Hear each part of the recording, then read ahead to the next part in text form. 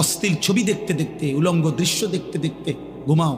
তোমাদের তো বীর্যপাত হয়, হারাম দৃশ্য দেখলে বীর্যপাত হয়, শরীরটা নাপাক হয়ে যায়, দুর্গন্ধযুক্ত হয়ে যায়। তাহলে শরীরটাও নাপাক। নিজের হাত নিজের লজ্জাস্থানে নাপাক ব্যবহার করলে শরীর নাপাক এবং মালউন।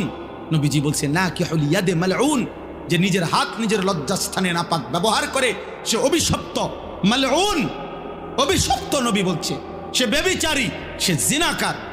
আর বিশুদ্ধ হাদিস একটা ছেলে মনে রাখো, নবী বলছে লা ইয়াজনি জানি হিনা ইয়াজনি ওহুয়া মুমিন, যে ব্যভিচার করে, যে জিনা করে, সে মুমিন থাকে না, মুমিন থাকে না, মুমিন থাকে না। তাহলে না এক ওয়াক্ত নামাজও পড়লা না, আর নারী দেখতে দেখতে, হারাম দেখতে দেখতে শরীরও নাপাক করলা। এই ঘুম যদি আর না ভাঙে, কি হবে খবর? কি হবে তোমার আখেরাত? কি হবে তোমার ইমানের হালাত? বলো না বাপ, কি করছো তোমরা? কি করছো তোমরা? অনেক ছেলে তোমাদের চেহারা দেখলেই বোঝা যাচ্ছে তোমরা নামাজ পড়ো না। চেহারা দেখলেই বোঝায় মোবাইলে আসক্ত, চেহারা দেখলেই বোঝা যায় চেহারাটা কালো হয়ে আছে। আহা, গুনাহ তোমাদের চেহারা কালো করে ফেলছে। চেহারায় কোনো রসকস, দয়া মায়া নাই। চুল চেহারার মধ্যে মুসলমানের কোনো চিহ্ন নাই। সারাদিনের চলাফেরার মধ্যে ইমান আমলের কোনো নমুনা নাই। একটা বারও পেশাব করে টয়লেট পেপারও ব্যবহার করো না, পানিও ব্যবহার করো না। আহা, এটা কোনো আখলাক? তুমি কোনোদিন কুত্তা দেখো নাই?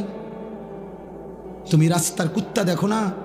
কুত্তাও তো পেশাব করে পানি নেয় না, কুত্তাও তো টয়লেট পেপার ব্যবহার করে না। তুমি দেখো না আব্বা, মাঝে মাঝে সবচেয়ে উত্তম হয় ওই কুকুরের সাথে একটা সেলফি উঠাইয়া দুজন একসাথে দিলে ভালো। হ্যাঁ হ্যাঁ, ভালো হবে, সুন্দর দেখাবে, মানাবে, ভালো যে দেখেন আমরা দুইজন একই আচরণ। ও পেশাব করে পানি নেয় না, আমিও নেই।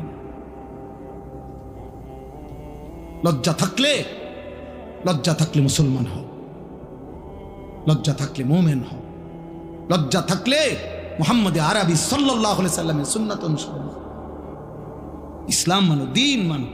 আমি আবারও বলছি ছেলেরা, বাবারা, আপনাদেরকেও বলি, যাদের স্ত্রী, সন্তান, ছেলে মেয়ে হারাম গুনার মধ্যে লিপ্ত, নামাজ নাই, সাজদা নাই, যার ঘরে বাপ মা জীবিত, অথচ 16 বছরের ছেলে, 18 বছরের ছেলে, স্ত্রী, কন্যা এক ওয়াক্ত নামাজ পড়ে না, 365 দিন কোনোদিন ফজরের নামাজ পড়ে না, ওই বাবা ব্যর্থ, ওই মা ব্যর্থ, ব্যর্থ, ব্যর্থ, ব্যর্থ।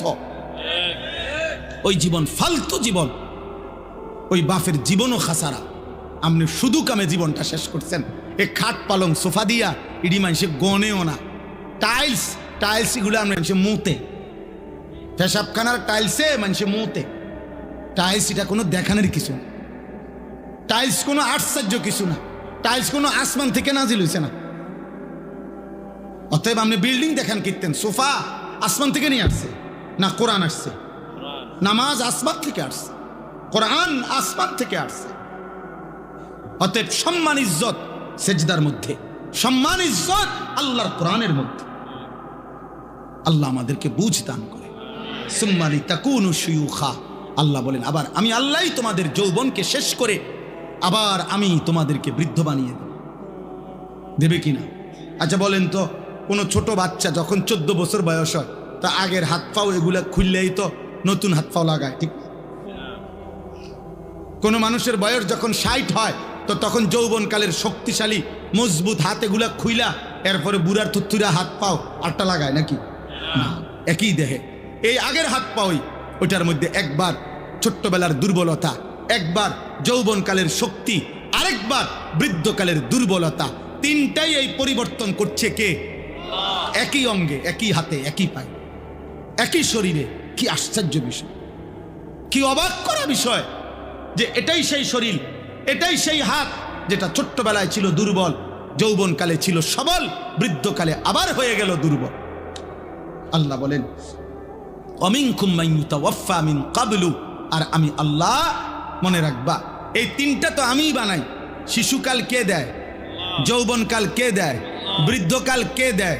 আল্লাহ বলেন এটা যেমন দেই, আবার এটাও মনে রাখবা সকলকে আমি এই 3 কাল পুরা দেই না, বরং অনেককেই আমি আল্লাহ যৌবনে পৌঁছবার আগে আগেই, বৃদ্ধে পৌঁছবার আগে আগেই আমি আল্লাহ মৃত্যু দিয়ে ফেলি। দেয় কিনা? যে এই বাচ্চা জন্ম নেয় ওই তো 60 বছর পর্যন্ত হায়াত পায়, জন্মিলেই কি বুড়া হয়? জন্মিলেই কি যুবক হয়? 3 বছরের বাচ্চা কবরে নাই, 30 বছরের যুবক কবরে নাই, 6 বছরের বাচ্চা কবরে নাই। অমিনকুম মান ইউতাওয়াফা মিন ক্বাবল, আল্লাহ বলেন আমি কিন্তু সকলকে বৃদ্ধ পর্যন্ত পৌঁছাই না, তার আগেই মৃত্যু দিয়ে ফেলি। তাইলে এখানেও তুমি ভাবো যে তুমি আগামীর ঘন্টা, আগামীর মিনিট, আগামীর সপ্তাহ, আগামীর বছর বাঁচবা তার কোনো নিশ্চয়তা নাই বান্দা। অতএব আজই গোলামি করো, আজই বন্দিগি করো, আজই ইবাদত করো। বলেন ইনশাআল্লাহ। ওয়ালিতাবলুগু আজালাম মুসাম্মা, আল্লাহ বলেন আমি কিন্তু প্রত্যেকের হায়াত পূর্ণ করি। অর্থাৎ ছোট বাচ্চা মরলেও সে পূর্ণ হায়াতেই মরে, কিশোর বয়সে মরলেও পূর্ণ হায়াতেই মরে, যৌবনকালে মরলেও পূর্ণ হায়াতেই মরে। কেন? আমি আল্লাহই তো প্রত্যেকের জন্য হায়াত নির্ধারণ করেছি। অতএব যার জন্য আমি যেটুকু বরাদ্দ রাখছি অতটুকুই আমি পূর্ণ করে থাকি। তাইলে কেউ অকালে মরে না, কেউ অসময়ে মরে না, কেউ ছোটকালে মরে না, বরং প্রত্যেকেই নির্ধারিত সময়েই মারা যায়। ওয়ালাআল্লাকুম তাকিলুন, এই শেষ কথা, ওয়ালাআল্লাকুম তাকিলুন। আবার আল্লাহ বুঝাচ্ছে বান্দা, এবার তুমি যদি ভাবো যে আমি তোমাকে একবার মাটি, একবার বীর্য, একবার জমাট রক্ত, একবার গোশতের টুকরা, একবার হাড্ডির কঙ্কাল, একবার নাক চোখ কান দিয়ে শরীর গঠন, একবার রূহ ফুঁকে দিলাম, একবার শিশু বানাইলাম, একবার যুবক বানাইলাম, একবার বৃদ্ধ বানাইলাম, একবার সুস্থ রাখলাম, একবার অসুস্থ রাখলাম, একবার হাসাইলাম, আরেকবার কাঁদাইলাম, একবার আনন্দ দিলাম, আরেকবার দুঃখ দিলাম, একবার সুস্থ রাখলাম, আবার অসুস্থ রাখলাম, এই সব কিছুর দিকে যদি তুমি আকল খাটাও, চিন্তা করো, তাইলে তুমি বুঝবা যে এর কোনোটাই তোমার নিজস্ব ক্ষমতায় না, তোমার অধিকারে না, তোমার হাতে না, বরং সবটাই করছি আমি আল্লাহ। অতএব তোমার উচিত আমি আল্লাহরই গোলামি করা। কার? কেন? তোমার তো কোনো কিছুর অধিকার নেই, তোমার তো 1 মিনিট বেঁচে থাকার সক্ষমতা নাই, আবার নিজের মৃত্যু নিয়ে আসারও তো সক্ষমতা নেই। অতএব আমরা প্রত্যেকেই আজকের এই রাত গভীরে দয়া করে ইনসাফের সাথে আমি অনুরোধ করলাম, প্রিয় ছেলেরা, বাবারা, পর্দার আড়ালের মা বোন, প্রত্যেকেই কষ্ট করে আমরা এই শেষ গভীর রাতে আমরা নিয়ত করি আমরা 5 ওয়াক্ত নামাজ পড়ব। বলো না ভাই, বলো ভাই ইনশাআল্লাহ। ছেলেদের কাছে তোমার একটা ছেলে হলো, আমি হাত জোড় করে এক ভাই হিসাবে তোমাদের কাছে অনুরোধ করছি, দোস্ত আমি আগেই বলছি আমি এক ফেরিওয়ালা, যে আখেরাত ফেরি করি। অতএব আমার একটা অনুরোধ, কোনো একটা ছেলে হলেও মাইনো, তুমি চোখের হেফাজত করো। বলো ইনশাআল্লাহ। তুমি নারী দেখো না বাপ, অশ্লীল ছবি দেখো না, কষ্ট পাইবা বাবা। আখেরাত তো নষ্ট হবেই, দুনিয়াটাও নষ্ট। আমি শত শত যুবক আমি জানি, আমি ব্যক্তিগতভাবে কিশোর নওজোয়ান ছেলেদেরকে নিয়ে কাজ করি।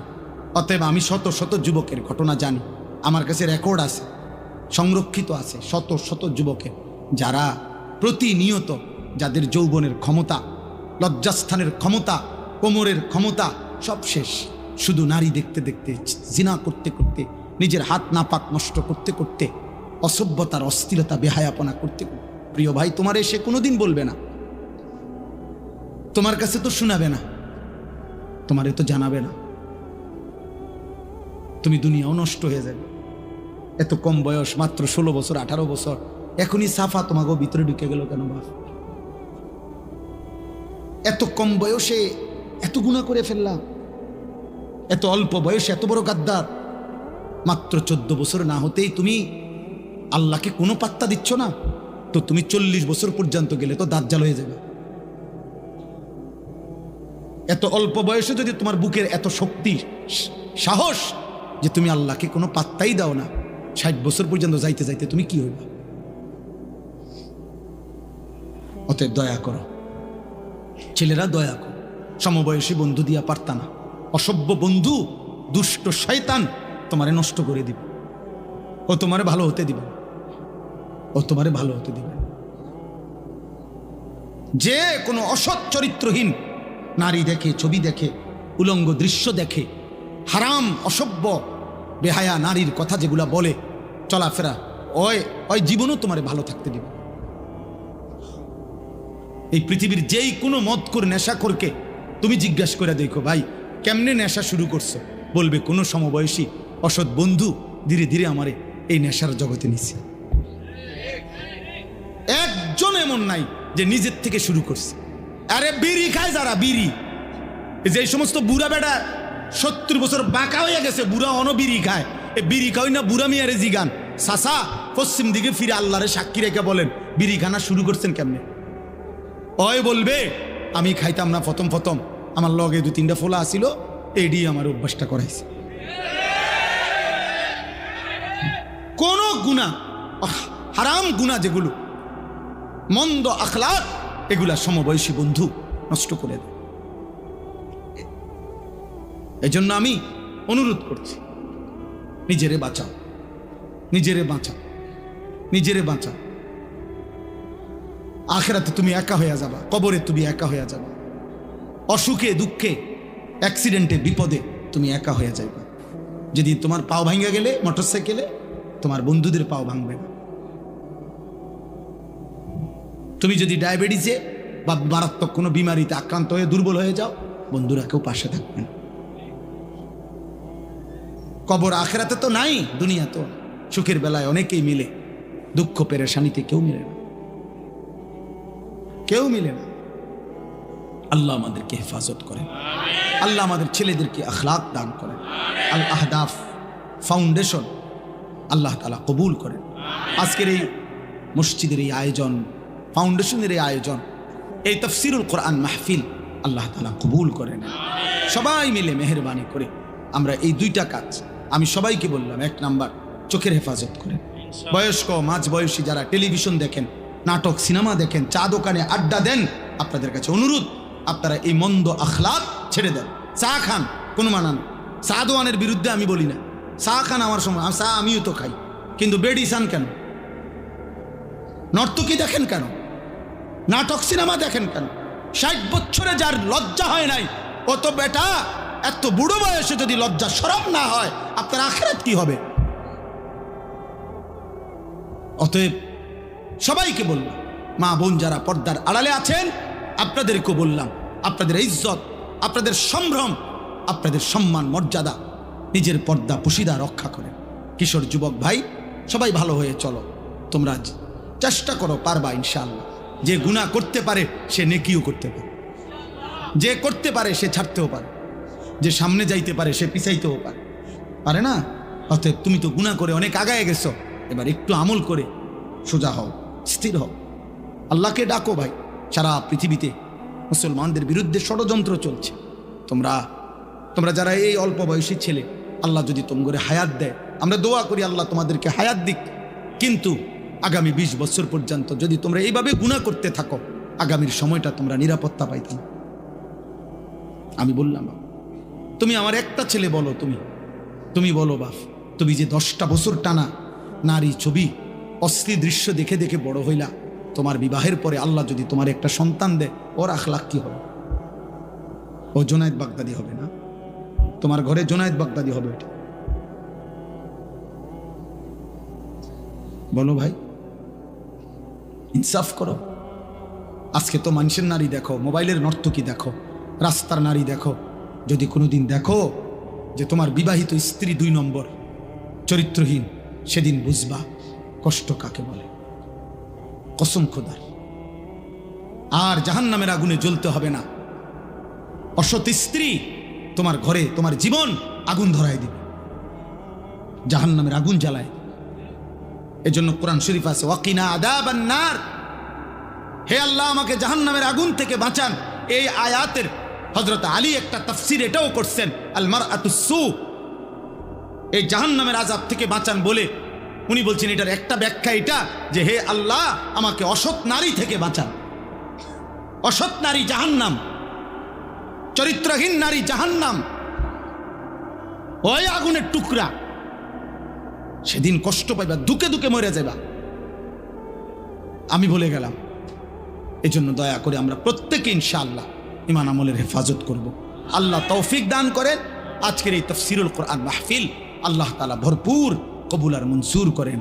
সুবহানাল্লাহি ওয়া বিহামদিহি সুবহানাকাল্লাহুম্মা বিহামদিকা আশহাদু আল লা ইলাহা ইল্লা আনতা আস্তাগফিরুকা ওয়া আতুবু ইলাইক। আলহামদুলিল্লাহি রাব্বিল আলামিন।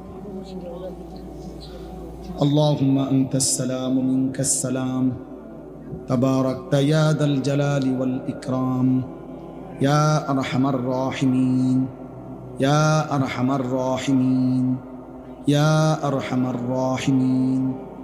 ربنا ظلمنا أنفسنا وإن لم تغفر لنا وترحمنا لنكونن من الخاسرين ربنا آتنا في الدنيا حسنة وفي الآخرة حسنة وقنا عذاب النار رب ارحمهما كما ربياني صغيرا ربنا هب لنا من أزواجنا وذرياتنا قرة أعين وجعلنا للمتقين إماما।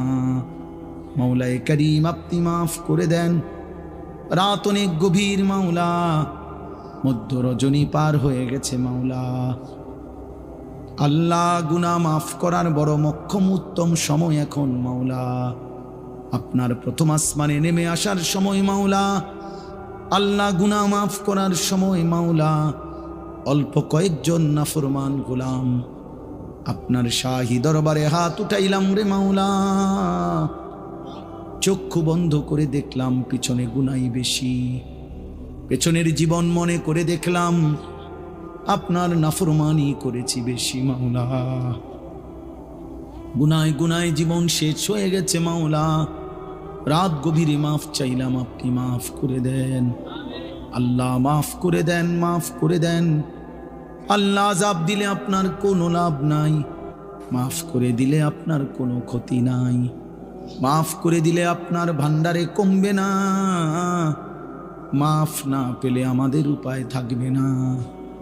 চক্ষু বন্ধ করতে ভয় হয়, ঘুম যেতেই ভয় হয়।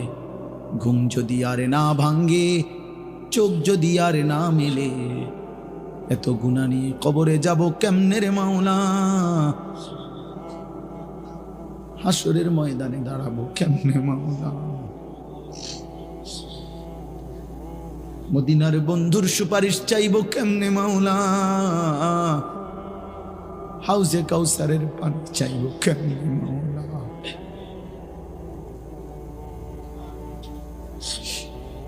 আজ রাত গভীরে মাফ করে দেন, মাফ করে দেন, মাফ করে দেন।